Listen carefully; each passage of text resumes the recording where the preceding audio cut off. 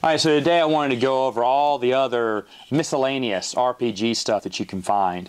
One of them would be the Lost Jedi.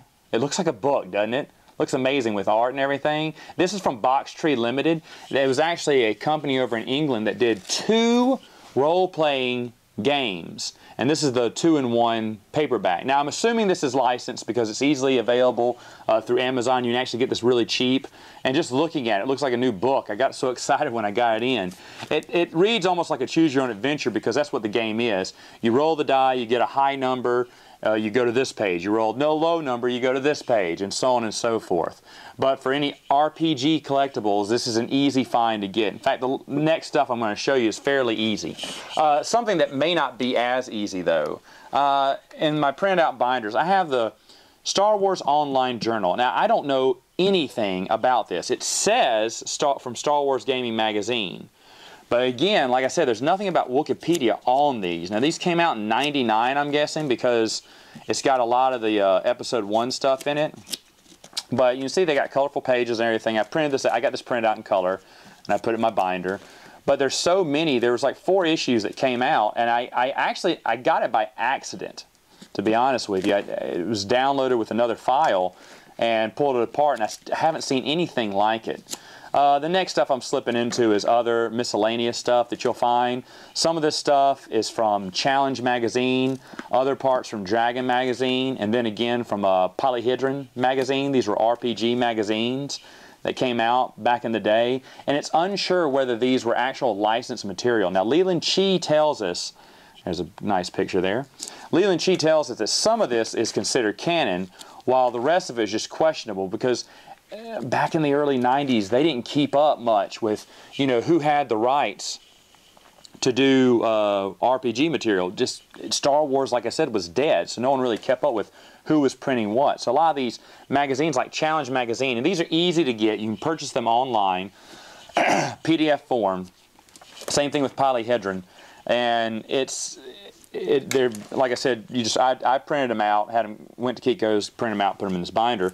But the thing is, it's hard to tell who had the rights here. Did West End Games give them the right? Did they go through Star Wars? No one really knows. That question really hasn't been answered that well. But it does show a nice, vivid imagination of just a few things, and actually opens the world up a little bit more. Now, in the last few pages here, as you can see, I have the old, never-before-published adventure journals that were numbers, I think, 16, 17, and parts of 18. As you know, I haven't talked about the adventure journals yet. I'll talk about them later. But the adventure journals came out with stories and role-playing games. So this actually carries certain stories that are actually pretty good. And they're for free. They're available on my friend's site, John Bongiorno, StarWarsTimeline.net. I'll put the link in the description. And you can download them, look at them. It's some great stuff. The stories I remember I enjoyed. They don't deal with the main characters, but they're still fun. It's still just an amazing, amazing universe. Moving over to my second book, yeah, I have 2 of them. This is Wizards of the Coast, Dawn of Defiance. These are very easy. You can still download it for free online. And it's basically just a 10-part, huge RPG adventure that they made, which is actually pretty good. So last week when I talked about Wizards of the Coast not coming up with good adventures, it wasn't all untrue, because this here is actually a pretty interesting adventure to walk through it. Now, the other stuff I have, I think it's in the back of this, is some of the stuff from Fantasy Flight online content, which of course is very easy to find right now. And like I said, it's free to download on Fantasy Flight's site. This is the Final Fantasy stuff. You can see by how it is.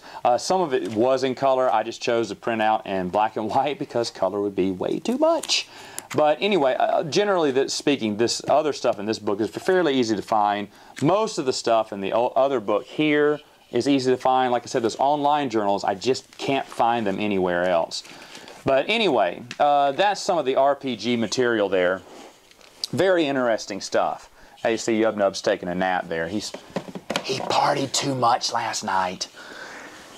Anyway, so that's the RPG material. To be honest, me and my friends haven't played a lot of these adventures, actually any of the adventures yet.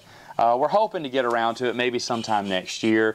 But this started so much imagination in the minds of the fans that they went on to create their own stories as well.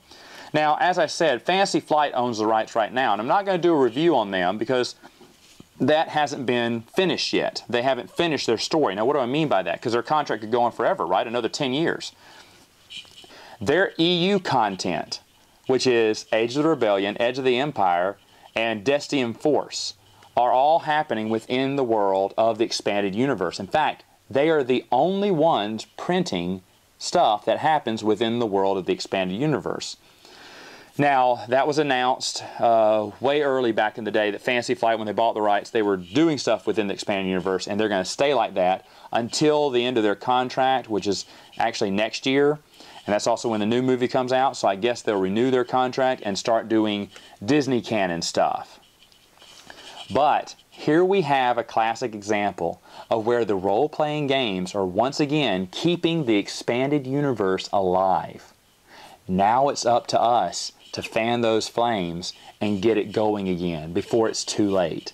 I buy the Fantasy Flight stuff. I'll do a review probably into next year when it's all said and done. But right now, that is the only new EU material that is coming out. They're not stories, but they're adventure ideas within the expanded universe. In fact, I just read one where it talks about a little bit of history of Darth Malgus from Old Republic, which is very interesting. But folks, that is my reviews on all the RPG material. We will start with more and different stuff next week. I'll see you later.